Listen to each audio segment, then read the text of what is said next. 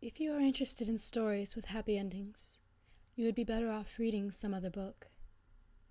In this book, not only is there no happy ending, there is no happy beginning and very few happy things in the middle.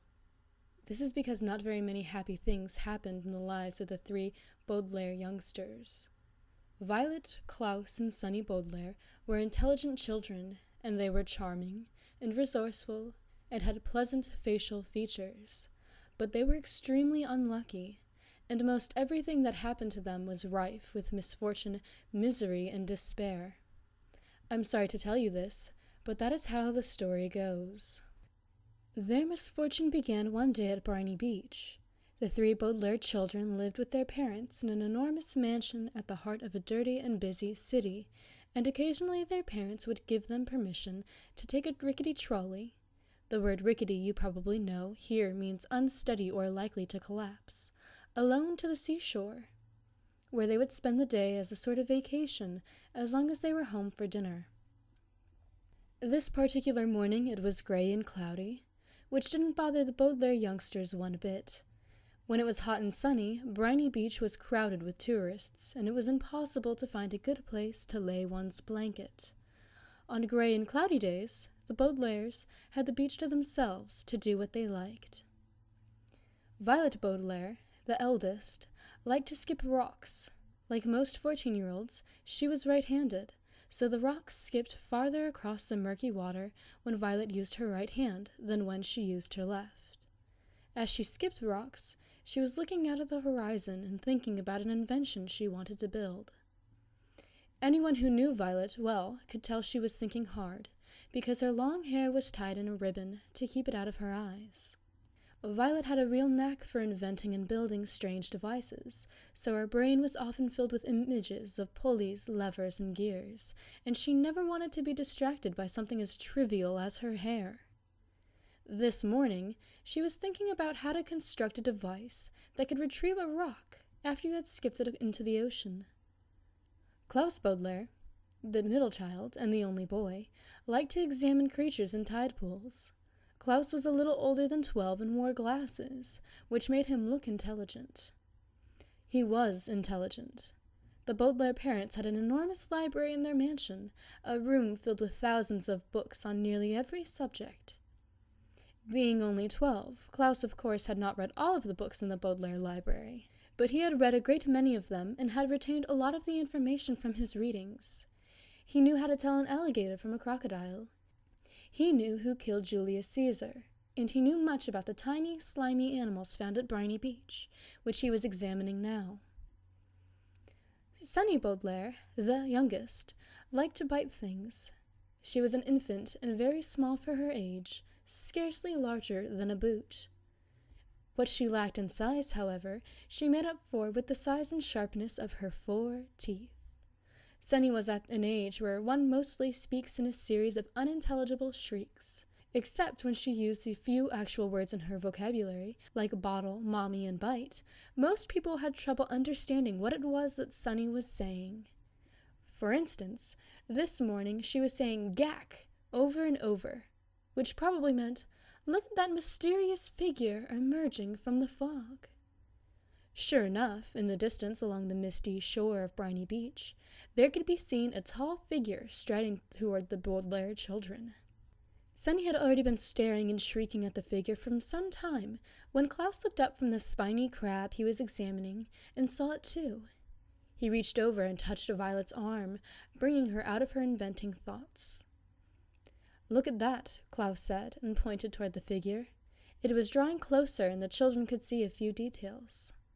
It was about the size of an adult, except its head was tall and rather square. What do you think it is? Violet asked.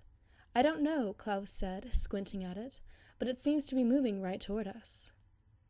We're alone on the beach, Violet said a little nervously. There's nobody else it could be moving toward. She felt the slender, smooth stone in her left hand, which she had been about to try to skip as far as she could. She had a sudden thought to throw it at the figure, because it seemed so frightening. It only seemed scary, Klaus said, as if reading his sister's thoughts, because of all the mist. This was true. As the figure reached them, the children saw with relief that it was not anybody frightening at all.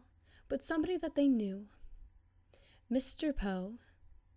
Mr. Poe was a friend of Mr. and Mrs. Baudelaire, whom the children had met many times at dinner parties. One of the things Violet, Klaus, and Sunny really liked about their parents was that they didn't send their children away when they had company over, but allowed them to join the adults at the dinner table and participate in the conversation as long as they helped clear the table.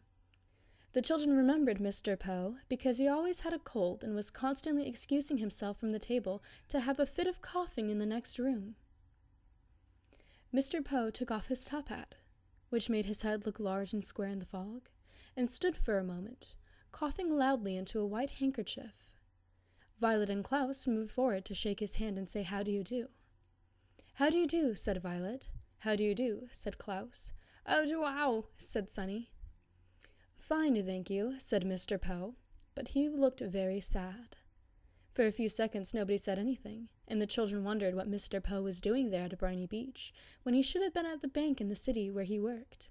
He was not dressed for the beach. "It's a nice day," Violet said finally, making conversation. Sunny made a noise that sounded like an angry bird, and Klaus picked her up and held her. "Yes, it is a nice day," Mr. Poe said absently, staring out at the empty beach. "I'm afraid I have some very bad news for you children." The three Baudelaire siblings looked at him. Violet, with some embarrassment, felt the stone in her left hand and was glad she had not thrown it at Mr. Poe. "Your parents," Mr. Poe said, "have perished in a terrible fire."